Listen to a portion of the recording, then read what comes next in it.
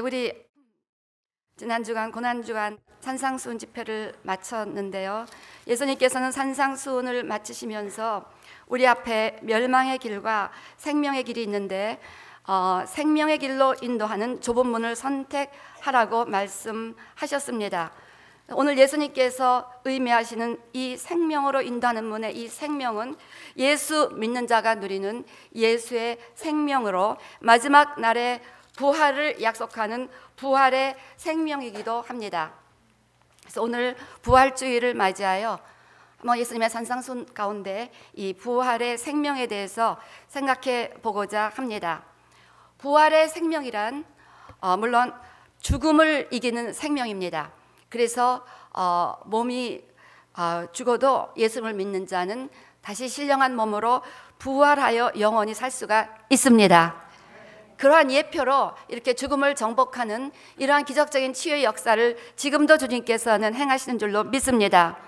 성경은 죽음을 우리의 마지막 원수라고 하는데 예수님께서 부활하신 사건은 우리의 마지막 원수인 죽음이 사망이 정복되었음을 의미합니다. 고린도전서 15장 25절 26절 말씀처럼 저가 모든 원수를 급 알 아래 둘 때까지 불갑을 왕노릇 하시리니 맨 나중에 멸망받을 원수는 사망이니라. 사람들은 누구나 죽음을 두려워하며 어찌하든지 죽음을 이겨보려고 모든 과학과 기술을 동원하여 안간힘을 쓰지만 사실상 이 죽음을 이길 수 있는 과학적인 현대 문명으로서는 그 길을 발견할 수가 없습니다. 누군가는 결국은 태어나면 언젠가 죽는다는 것입니다. 그런데 예수님께서는 이 죽음의 권세를 정복하시고 부활하셨습니다. 할렐루야. 예수님 운명하실 당시 팔레스타인의 무덤에는 대개 원형의 돌을 막아 놓았습니다. 근데 그 돌이 얼마나 무거웠는지 무게가 상당히 무거워서 몇천 킬로그램에 달했다고 합니다. 이 문을 열기 위해서는 여러 명이 힘을 합하여 열어야만 했습니다. 우리가 이스라엘 갈 때마다 그 무덤을 이렇게 스치지만 정말 엄청난 돌이 있고 특별히 예수님 당시에는 이 예수님이 혹시라도 누가 그 시체를 도적질할까 봐 엄청난 그 무거운 돌을 그 앞에다 막아 놓았다는 것이죠. 그리고 누구도 그 돌에 손을 못 댄다는 총독의 봉인까지 해놓았습니다. 이것으로도 부족해서 혹시나 누가 또 시체를 도적질해 갈까 봐 군대를 세워서 파수꾼을 세워서 무덤을 지키게 했다고 성경이 기록하고 있습니다. 이렇게 단단히 그 시체를 도적질할 일이 없도록 방비를 했지만 돌은 옮겨져 있었고 무덤은 열려 있었습니다. 예수님의 그 부활을 막을 수가 없었다는 것입니다. 인간적인 모든 방법을 동원해서 그 예수님의 시체가 나오는 길을 막아보려고 했지만 결국 어떤 것도 예수님의 부활을 막을 수는 없었다는 것입니다. 그래서 우리 예수님을 믿고 예수님과 믿음으로 연합한 우리들도 예수님처럼 죽음을 정복하고 반드시 부활하신다는 사실을 믿게 되시기를 주의 이름으로 축원합니다. 오늘 큐티 보니까 예수님이 갈릴리에 부활하신 모습으로 오셨을 때 어떤 사람들은 의심했고 어떤 사람들은 경배했다고 나오는데 예수님의 부활을 믿으시고 이 부활하신 예수님을 경배하면 이같이 막 불치병이 치유되는 기적도 일어나고 또 오늘 본문에서처럼 항상 주님이 우리와 동행하시면서 능력을 주시고 하늘과 땅의 모든 권세를 양도해 주시면서 땅끝까지 복음을 전하는 주님의 증인으로 사용하실 줄로 믿습니다. 오늘 이 예수님께서 부활하셨기 때문에 우리 예수 믿는 우리도 언젠가 반드시 몸이 부활한다는 사실을 믿게 되시기를 주의 이름으로 축원합니다. 또한 이 부활의 생명은 죽음 이후뿐 아니라 현재 우리에게도 가장 강력한 원수를 이기게 하는 암이 아니라 그 어떤 강력한 사단의 견고한 진도 파하고 이기게 하는 승리의 생명인 것을 믿게 되시기를 바랍니다. 그래서 부활하신 주님을 믿는 자의 심령에는 이 같은 그 어떤 강력한 사단의 공격도 이길 수 있는 승리의 생명이 역사하고 있다는 것입니다. 이 생명은 바로 사도 바울이 고린도 후서 4장 7절에서 10절에서 말씀하셨던 예수의 생명이 되겠습니다. 우리가 이 보배를 질그릇에 가졌으니 이는 능력의 심이 큰 것이 하나님께 있고 우리에게 있지 아니함을 알게 하려 함이라.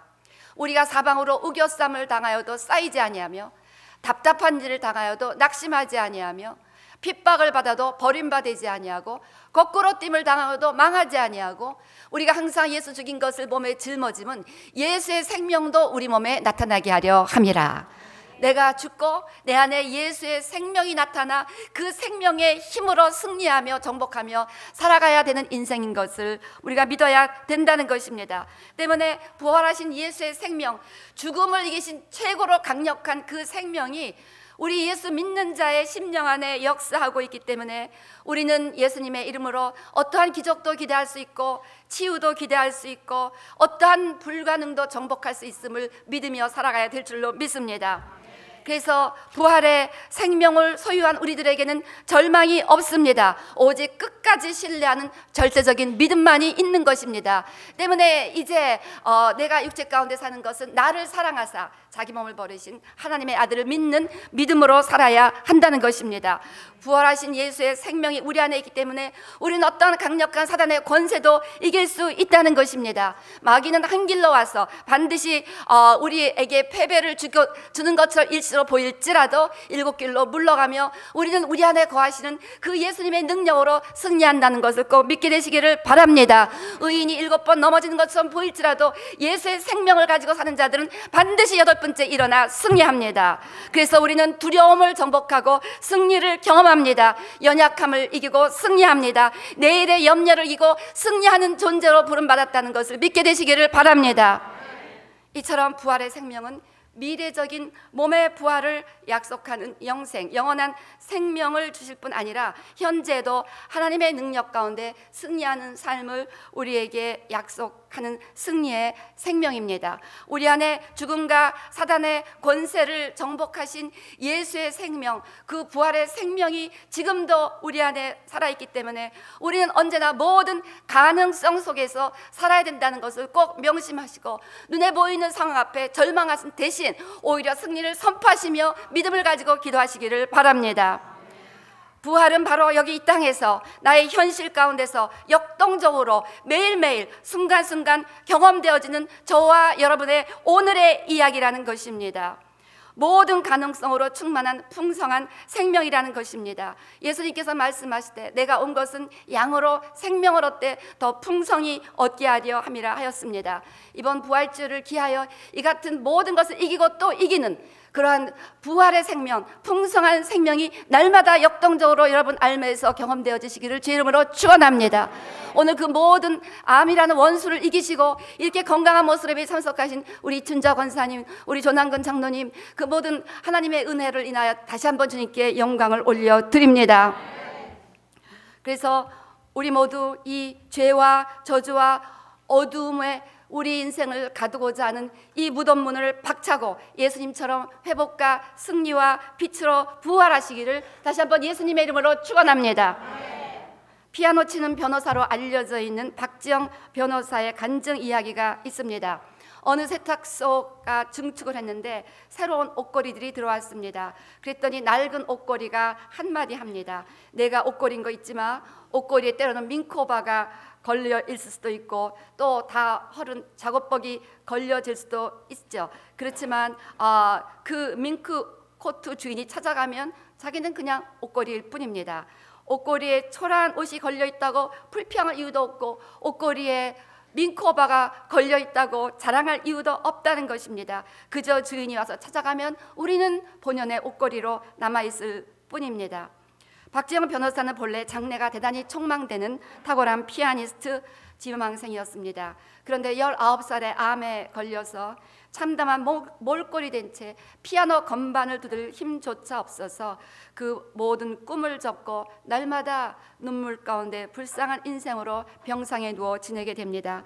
그 병상의 자리에서 그녀는 비로소 세계적인 피아니스트가 되고자 했던 자신의 욕망이 얼마나 헛된 야망에 불과했는가를 깨닫습니다. 중요한 것은 자기의 위치라는 것을 깨닫습니다. 내가 지금 어디에 있는가? 내가 예수 안에 있는가? 내가 예수 밖에 있는가? 즉 내 안에 예수의 생명이 계시는가? 예수의 생명이 계시지 않는가라는 의미겠지요. 그녀는 그 병상에서 비로소 자신의 위치를 분명히 발견합니다. 아, 내가 예수 믿으니까 내가 예수님 안에 있는구나. 내 안에 예수의 생명이 있구나. 이 진리를 깨달았을 때 암은 더 이상 아무런 문제가 되지 않았습니다. 그저 내가 주님 밖에 있지 아니하고 주님 안에서 거한다는 사실을 감사하며 늘 주님 앞에 감사의 기도를 올려드리는 가운데 어느새 우리 하나님께서는 기적적으로 암을 깨끗하게 치유해 주셨습니다.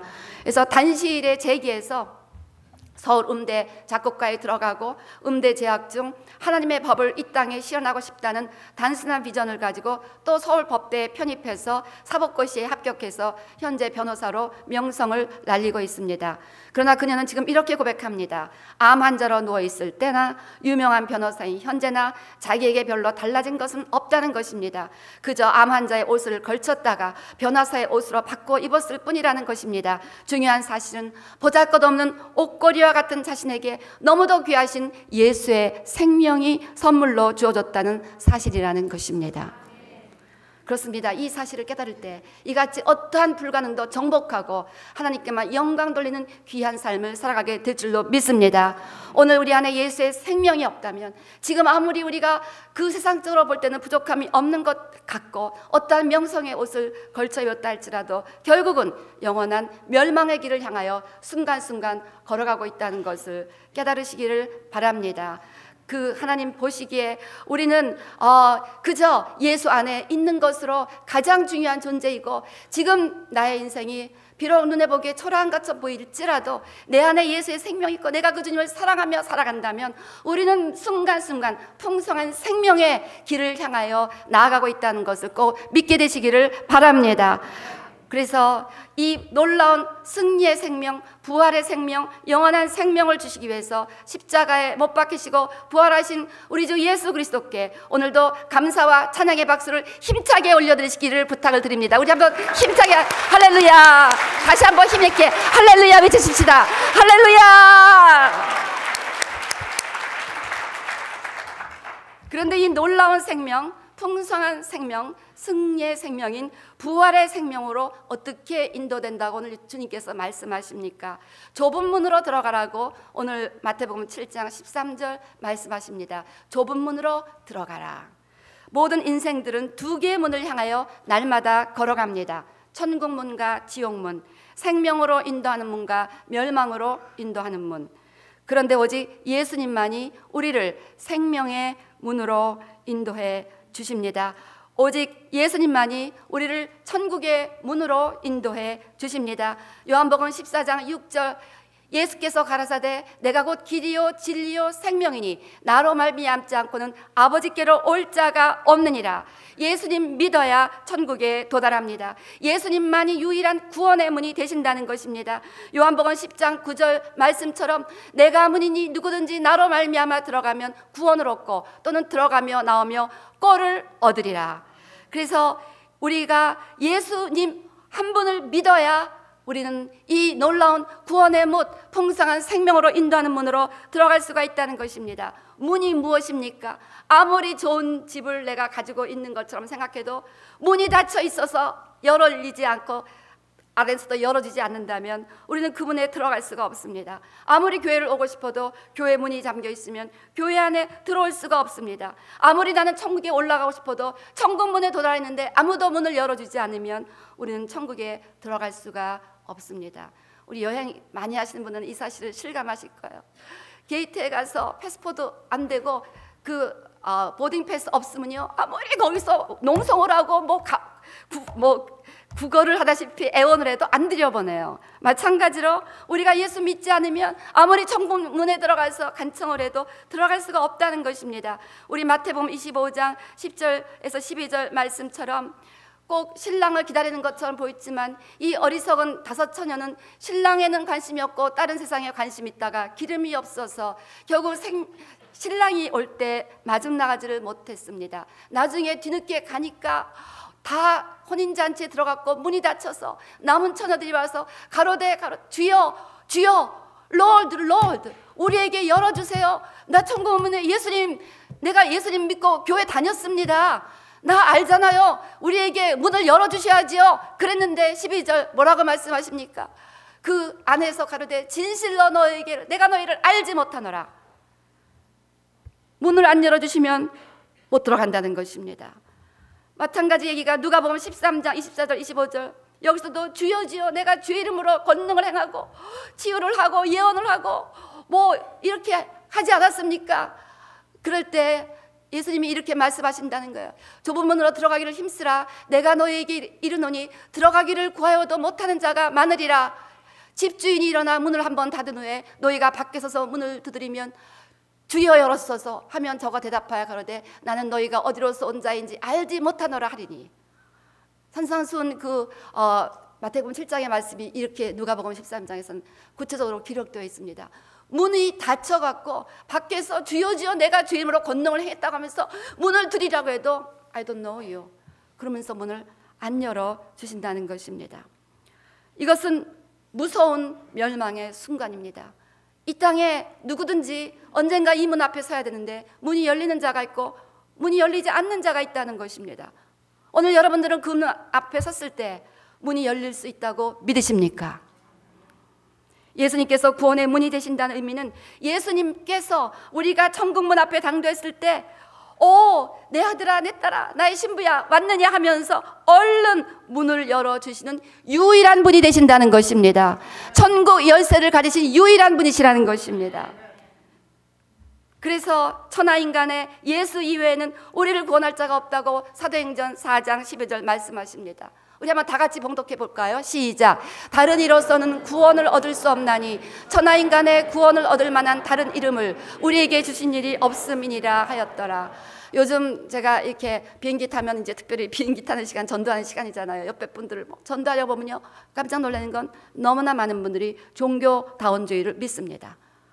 뭐 아무거나 믿어도 우리는 your Allah, I mean my Allah, your Jesus the same. 그래서 우리는 같이 천국 간다. 그래서 종교다운지 어떤 종교로도 구원이 가능하다고 믿습니다.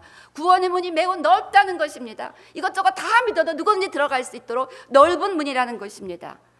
그러나 예수님께서는 넓은 문은 그런 문은 우리를 멸망으로 인도한다고 분명히 말씀하고 계십니다.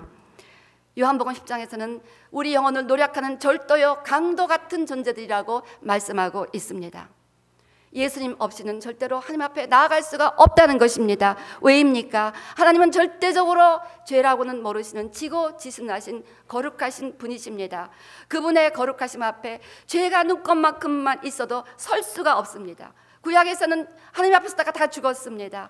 그런데 예수님이 돌아가실 때 휘장이 찢기면서 우리는 비로소 예수님의 이름으로 하나님 앞에 나아갈 수 있는 그 지성소로 들어가는 자격이 주어졌다는 것입니까? 왜냐하면 예수님께서 우리의 모든 죄를 지시고 십자가에 달려 돌아가시고 그 속죄 제사를 받으시고 이제 하나님께서 예수님을 부활시키셨기 때문에 예수님의 이름으로는 우리의 속죄 제사가 받아들여진 예수님의 이름으로만이 죄가 용서받고 하나님 앞에 나갈 수 있는 길이 열린다는 것을 꼭 믿게 되시기를 바랍니다. 예수 믿기 전에요, 저는 그때 이제 자연을 좋아해서 이 누가 창조했나가 어떻게 자연이 만들어졌나를 궁금해서 나름대로 이것저것 읽어보면서 특별히 철학, 종교, 불경도 좀 읽고 그랬는데요. 제가 읽은 어떤 서적에서도 그 알로드를 대신해서 죽었다는 그런 리더가 죽었다는 그런 기록이 없습니다. 불교에 붙다도 그 불교 믿는 사람들에서 돌아가신 적이 없고 또 모하메드도 그 모슬림들에서 죽지 않았습니다. 힌두에 네팔에 3억 이상의 신이 있고 인도에 1억 이상의 신이 있는데 지금 우리 교회 윤아자매님하고 김진숙 집사님께서 네팔에 가셔서 우리 신학생들하고 밤낮으로 같이 기도하고 어울리고 전도 가고 또 그 고아원 애들하고 밤낮으로 어울리면서 예배드리고 소풍 가고 그렇게 행복하게 지낸다고 여러분의 기도에 감사하다는 연락이 왔습니다. 그 네팔에 그렇게 많은 신이 있고 또 그렇게 많은 신이 있지만 어떤 신도 그 자기들의 추종자들의 죄를 대신 무릅쓰고 죽었다고, 그리고 죽은 후에 부활했다는 그런 기록이 없다는 것입니다. 때문에 오직 예수님만을 믿어야 그 예수님께서 우리의 죄를 대신 지시고 다 십자가에서 청산하시고 또 부활하셨기 때문에 우리가 비로소 예수님 손잡고 천국문에 가면 천국문을 하나님께서 활짝 열어주실 줄로 믿습니다. 예수님만이 우리를 이 영원한 생명, 부활의 생명, 승리의 생명으로 인도하시는 유일한 구주가 되심을 믿게 되시기를 주의 이름으로 축원합니다. 그런데 비록 이 좁은 문이지만 지금 이 문은 현재 누구에게나 열려 있습니다. 누구든지 주의 이름을 부르는 자는 구원을 얻으리라. 로마서 10장 13절 말씀. 누구에게나 차별이 없이 이 문이 예수님의 이름으로 나가면 열리게 되어 있습니다. 죄의 길에 들어가고 방탕한 삶을 살고 어리석은 유혹에 빠져 헤매는 사람들도 예수님의 이름으로 나가면 예수님은 기쁨으로 우리들을 맞이하시며 그 문을 열어주신다는 것입니다. 가가와 도요히코는 일본이 낳은 유명한 신학자입니다. 그는 시장이었던 아버지와 그의 첩이었던 기생 어머니 사이에서 태어났습니다.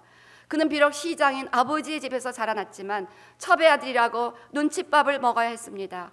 본처의 자식들로부터 온갖 멸시와 천대를 받았습니다. 얼마나 저주스러운 인생이었겠습니까? 왜 나 같은 것을 낳았느냐고 부모를 원망하며 성장했습니다. 그런데 어느 날 담 모퉁이에 우두커니 기대서서 자기 생을 비관하고 있을 때 북치고 나팔을 불면서 지나가는 구세군 전도대를 만났습니다. 그들이 전도하면서 외쳤습니다. 하나님은 누구든지 사랑하십니다. 하나님은 모든 사람을 사랑하십니다. 가가와 도요히코는 그들을 가까이로 다가가서 물었습니다. 하나님이 기생아들도 사랑하나요? 아무럼요. 어떠한 죄인이라도 사랑하십니다. 그 말을 듣고 그가 예수님을 믿기로 결정해요. 그렇게 일본을 변화시키는 데 쓰임받았던 그 유명한 신학자가 되었습니다. 그래서 이 노방전도도 중요합니다.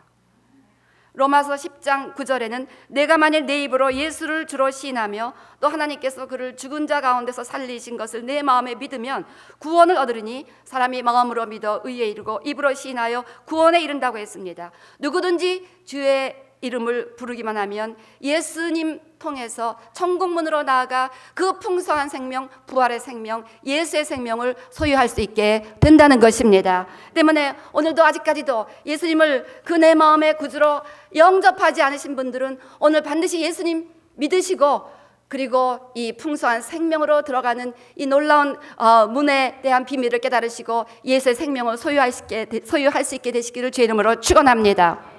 그런데 이 좁은 문으로 들어가려면 좁은 길로 가야 된다고 또 말씀합니다. 좁은 문으로 가는 길이 좁고 협착하여 찾는 이가 적지만 예수님을 믿기로 했으면 문만 좁을 뿐 아니라 예수님을 믿는 삶은 좁은 길이라는 것입니다. 외롭고 힘든 길이라는 것입니다. 왜냐하면 예수님의 가르침대로 살아야 하는 길이기 때문인 것입니다. 이에 대해서는 지난 산상수훈을 우리 나눈 기간 동안 누누이 말씀을 나누었습니다. 그래서 지상 대명령에는 내가 너에게 분부한 모든 것을 가르쳐 지키게 하라는 말씀이 있었습니다. 이번에 우리 비시아 패트릭 목사님께서 오셔서 기도하시는 가운데 우리 성도님들이 실천적으로 해야 될 것만 딱딱딱딱 집어서 그대로 전해 주셔갖고 나중에 목사님이 뭐 우리 교회 무슨 얘기 하셨어요? 그러는 거예요.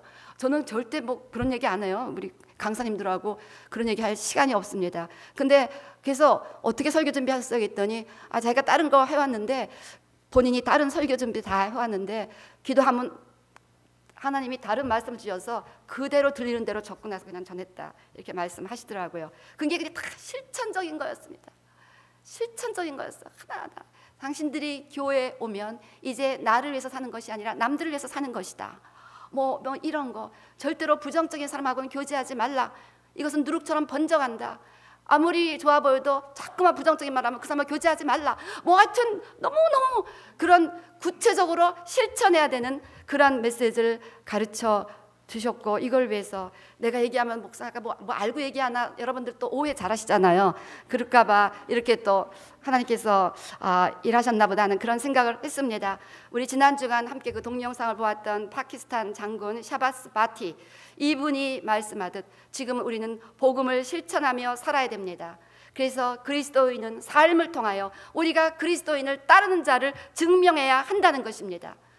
그 길은 좁은 길입니다. 그런데 그 길을 주여 주여 이름만 부른다고 그러면서 넓은 길을 가면서 자기 하고 싶은 대로 한다고 생명으로 인도되는 것이 아니라 좁은 문으로 들어가기를 원한다면 지금부터 예수님 말씀대로 살아가는 좁은 길을 살아가기를 결단해야 한다는 것입니다. 말씀을 정리합니다. 부활의 생명은 몸의 부활을 약속하며 이 땅에서도 승리하고 풍성한 생명을 누립니다. 부활의 생명을 소유하기 위해서는 예수 그리스도라는 문을 반드시 통과해야 됩니다. 아직도 예수 그리스도라는 이 문을 통과하지 않으신 분들이 있다면 오늘 주님께서는 내가 밖에서 문을 두드리노니 누구든지 내 음성을 듣고 문을 열면 내가 그로 들어가 그로 더불어 먹고 그는 나로 더불어 먹으리라. 반드시 예수님께서 여러분 안에 들어와 그 놀라운 예수의 생명, 암도 이기게 하고 어떠한 불가능도 정복하는 이 풍성한 생명, 영원히 죽지 않고 부활하는 이 부활의 생명, 영원한 생명, 영생을 선물로 주실 줄로 믿습니다.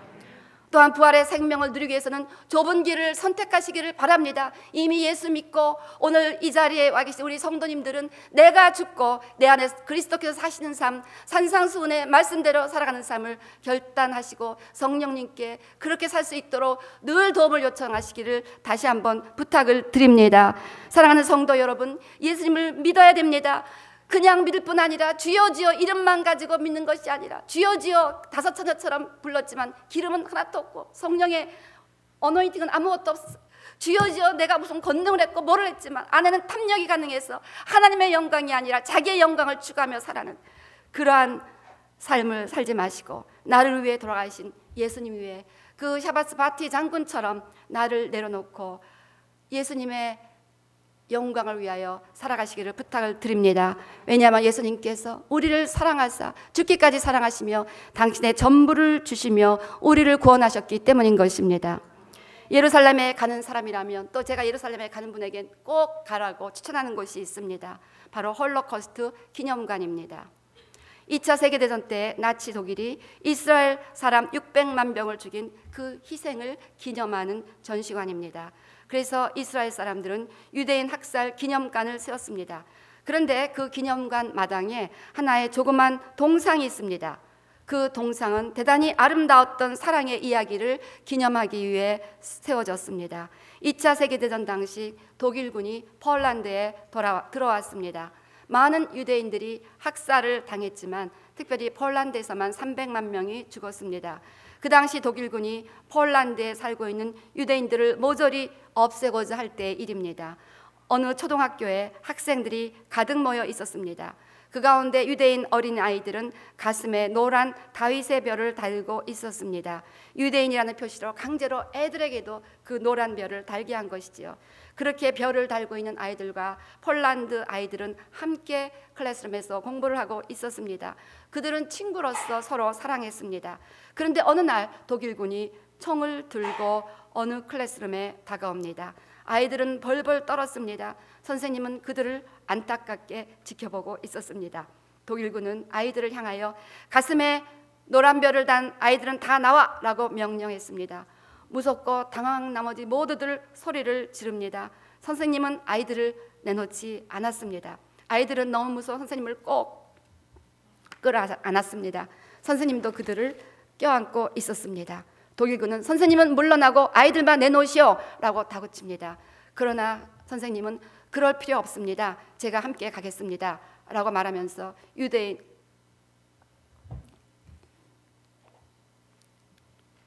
어린이들과 같이 가려고 했습니다. 아니 당신은 유대인이 아니니까 안 됩니다 하고 독일군이 말해도 듣지 않고 트럭에 올라탔습니다. 그리고 가스실로 끌려 들어가 이제 정말 죽게 됩니다. 선생님은 가스실로 들어가는 순간에도 아이들이 너무 벌벌 떠니까 이렇게 위로합니다. 내가 너희들과 함께 있을 테니까 걱정하지 마. 자, 우리 함께 기도하자. 그리고 아이들과 함께 기도합니다.